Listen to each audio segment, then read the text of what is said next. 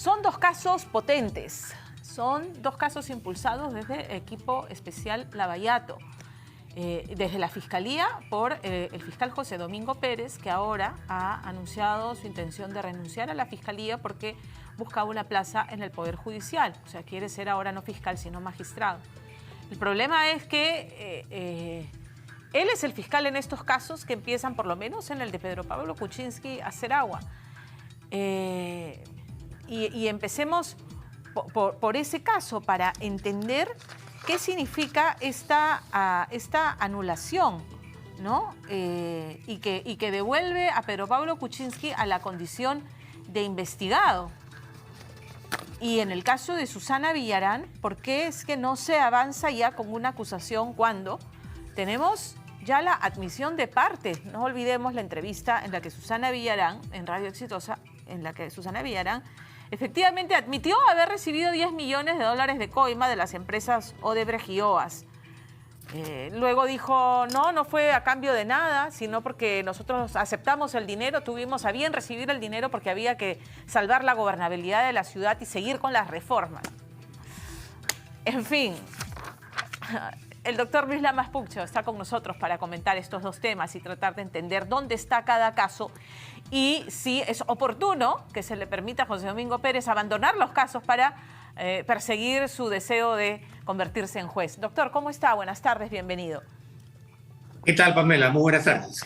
Gracias por atendernos, doctor. ¿Qué significa la decisión del Poder Judicial en el caso de Pedro Pablo Kuczynski? Lo que ha hecho el juez en su condición de juez de tutela, porque él recibió una solicitud de tutela de derechos en el sentido de que no se había finalizado la labor pericial contable y eso afectaba los derechos de Pedro Pablo Kuczynski en el sentido de que la finalización de la pericia contable tiene por finalidad analizar si efectivamente habría o no habría de por medio alguna incongruencia de carácter contable. Entonces, la acusación en un primer momento ha sido devuelta al fiscal que está a cargo de la investigación, Domingo Pérez, para que finiquite el tema contable pericial y una vez que lo ha terminado, lo incorpore en esos términos dentro de una segunda solicitud de acusación para poder analizarla en los términos procesales como señalan las leyes, ¿no? Y la pericia para determinar si el patrimonio de Pedro Pablo Kuczynski se vio incrementado injustificadamente bajo la sospecha de que recibió dinero, digamos, de coimas mal habido de las empresas de Odebrecht a la que Westfield Capital le daba asesoría.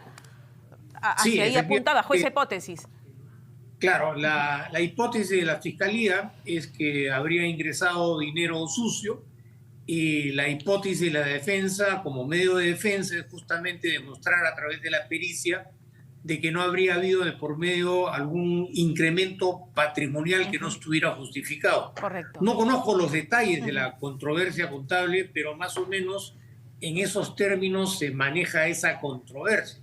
Más allá del fondo, lo que el juez de tutela ha ordenado es un aspecto estrictamente formal, que se finiquite la pericia contable, que se incorpore dentro de la acusación y en estos términos que llegue efectivamente la acusación con esa subsanación, ¿no? Correcto. No es un pronunciamiento sobre el fondo del asunto, que son los delitos que se le imputan a Pedro Pablo Kuczynski, pero yo sí quisiera, usted es abogado penalista y quisiera su interpretación sobre la acusación por organización criminal. Una organización criminal en la que incluyen al chofer del expresidente y a su secretaria. Yo encuentro que... Usted es el abogado y yo no, pero yo encuentro, y el día que entrevistamos en Palacio de Gobierno cuando era presidente Pedro Pablo Kuczynski, le hice la pregunta directamente. Le digo, presidente, usted está admitiendo que su empresa, aun cuando usted no estaba ahí, su empresa le daba asesorías a Odebrecht cuando era una empresa que contrataba por el Estado. Y aun cuando él dijo que había puesto su muralla china y no tenía contacto con Sepúlveda y Sepúlveda manejaba todo, en sus cuentas ingresaban, ¿no?, los réditos de esa operación de asesoría. Y a eso configura algún delito, porque por ahí yo veo la irregularidad y usted me dirá si la ilegalidad, pero como organización criminal, ayúdeme a entender este tema. Bueno, esa es una hipótesis que está manejando la Fiscalía y por eso ha recurrido a la legislación en materia de organización criminal, porque es una legislación que le permite al fiscal hacer uso de una serie de mecanismos para investigar. El sentido propio de la organización criminal en términos de si existe o no existe, si se dio o no se dio, es un tema que va a tener que ser resuelto en el momento mismo que tenga que emitirse una sentencia condenatoria o absolutoria. Correcto, pero ¿le parece que hay elementos para que se configure el delito de organización criminal? Y en todo caso, ¿cuál sería la figura penal por haber recibido lo que ya describí, ¿no? O sea, los beneficios de que Westfield Capital, la empresa que manejaba Sepúlveda mientras él era presidente, recibiera los beneficios económicos de esas asesorías con una empresa que contrataba con el Estado? Lo que pasa es que un tema es la legislación sobre crimen organizado y otro tema totalmente distinto, aunque están vinculados, es el tema de lavado de activos. Ya. Pero Pablo Kuczynski también lo están investigando por lavado de activos. La modalidad de crimen organizado es una circunstancia que agrava la responsabilidad, pero de ninguna manera lo excluye de la investigación por lavado de activos. Claro. En otras palabras, el tema medular es develar y demostrar si efectivamente ha habido o no ha habido lavado de activos, porque si no hay lavado de activos, automáticamente el tema de organización criminal desaparece. Por eso que creo que es importante tener en cuenta que, si bien es cierto, el término de crimen organizado tiene un impacto mediático, político bastante significativo, el punto central es la investigación por lavado de activos.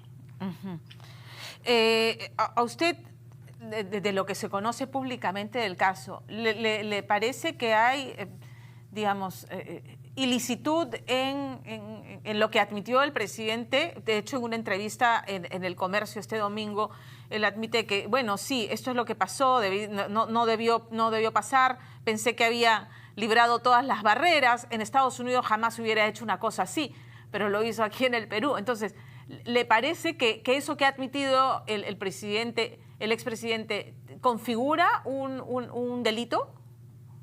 Mira, Pamela, creo que es muy importante hacer una diferencia entre lo que sucede en la investigación y lo que Pedro Pablo Kuczynski ha dicho en un medio de comunicación.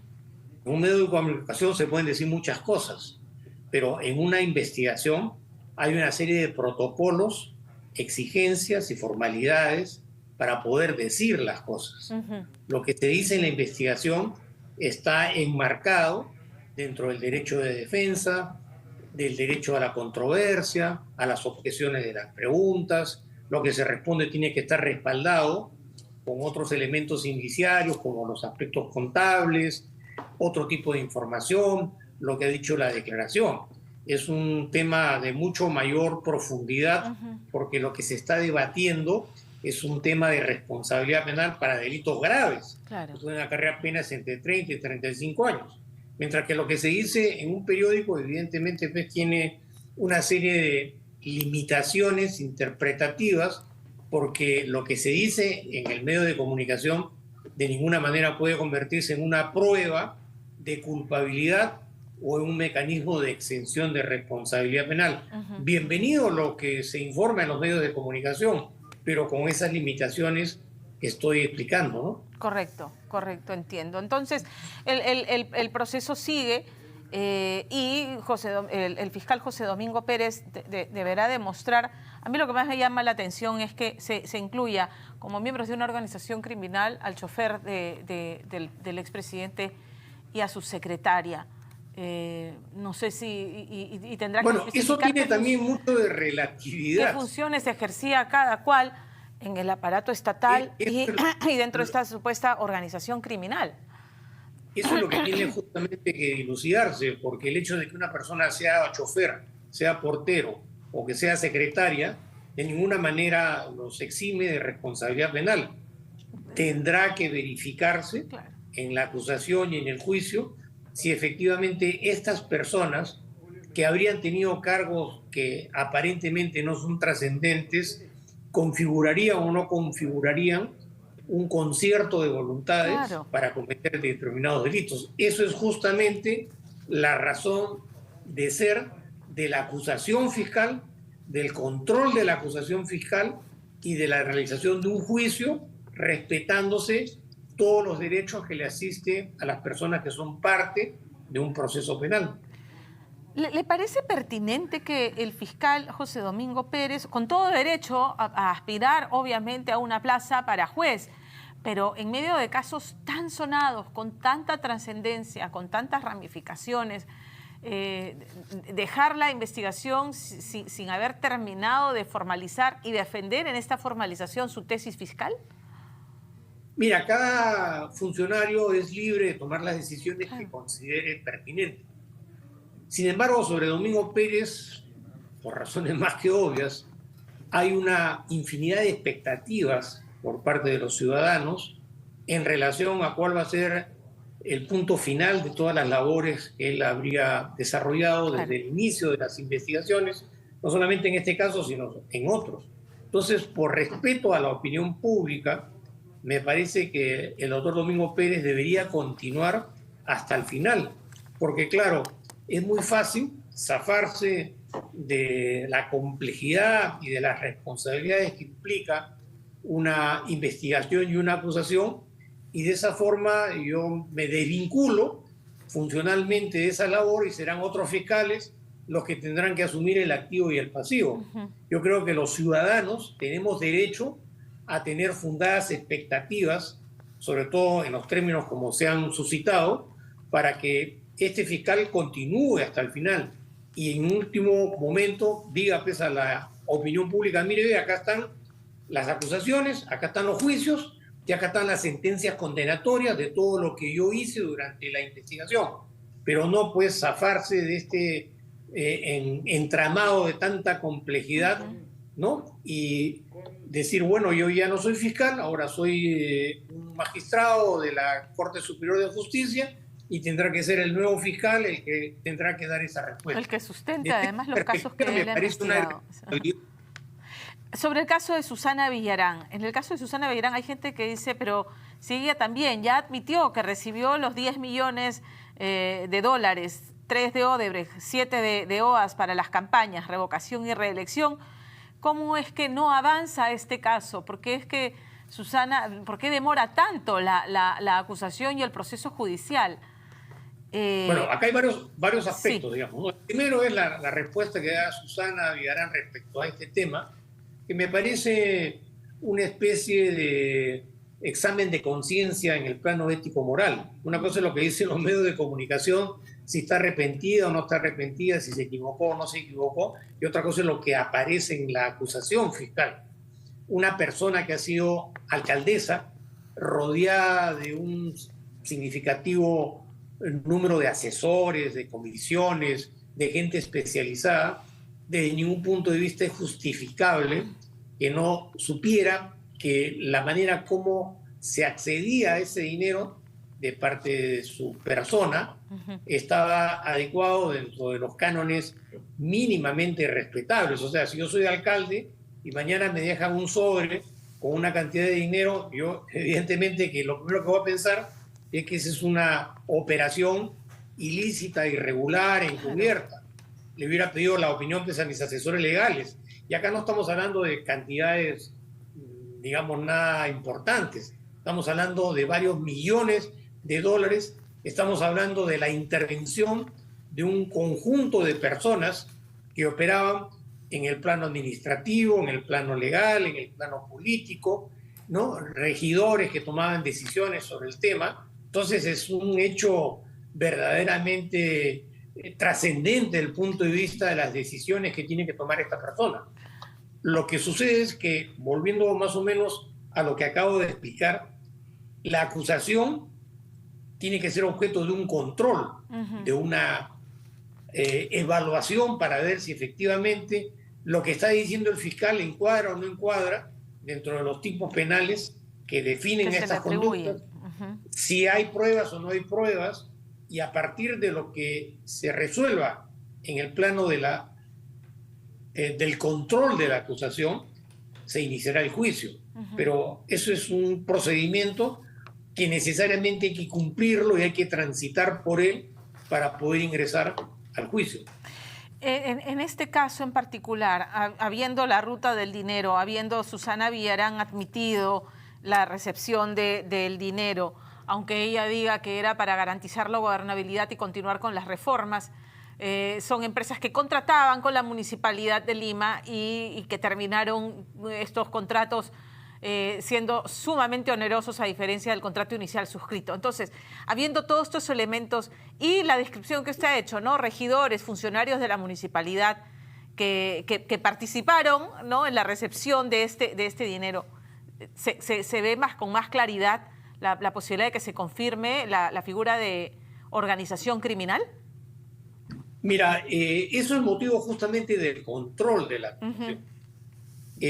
Como te manifestaba y te expliqué hace unos instantes, el tema de la existencia o no existencia de una organización criminal de ninguna manera libra o vincula a una persona con el delito que es motivo de investigación. Es un grupo de personas, no en el caso específico que estamos analizando, sino hablando en términos generales, que conciertan voluntades para que de manera corporativa cometer distintos delitos. En este caso, el delito principal o los delitos principales son los casos de corrupción, colusión y lavado de activos en el contexto de ese concierto de voluntades entre regidores, funcionarios, asesores, periodistas, empresarios, que permitieron que esas decisiones se materializaran a raíz del pago de dinero. Me ha quedado clarísimo. No debería, bueno, hoy día se ha procedido con el allanamiento de 3 empresas vinculadas al caso, siguen recolectando información, es parte del proceso de investigación, pero habiendo ya pasado, yo sé que hay plazos perentorios, pero los fiscales están tomando los plazos máximos, debiera ya, digamos, avanzarse a la parte de la acusación, ¿no? Por supuesto. Ya, mira, ¿no? Es escandaloso que un proceso penal en el Perú por casos de corrupción política de tanta importancia duren 6 o 7 años hasta que se resuelve. Claro. Eso es realmente lamentable y pone en evidencia la falta de operatividad del Ministerio Público y del Poder Judicial para resolver hechos que tienen tanta importancia. La impresión que tengo es que cuanto más duren, mejor para los investigados, porque el paso del tiempo pues, va diluyendo la consistencia de las pruebas, surgen otros hechos de corrupción en el manejo de la política y en última instancia la opinión pública también se va olvidando frente a la insistencia de los casos de corrupción que constantemente surgen en nuestro medio y que son una parte de una realidad política insoslayable.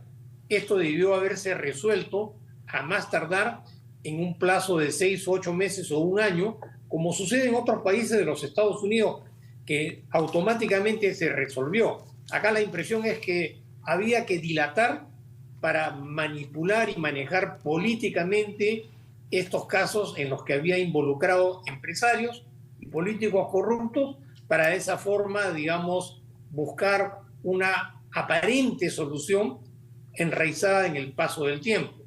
Se modificaron leyes, se modificó la norma procesal penal, se incorporó a las personas jurídicas en el plano de la colaboración eficaz, se dio una ley en el Congreso, ¿no?, para favorecer, y en última instancia estos procesos de colaboración son secretos cuando deberían estar publicados en el Diario Oficial del Peruano como una medida de pedagogía de transparencia, claro.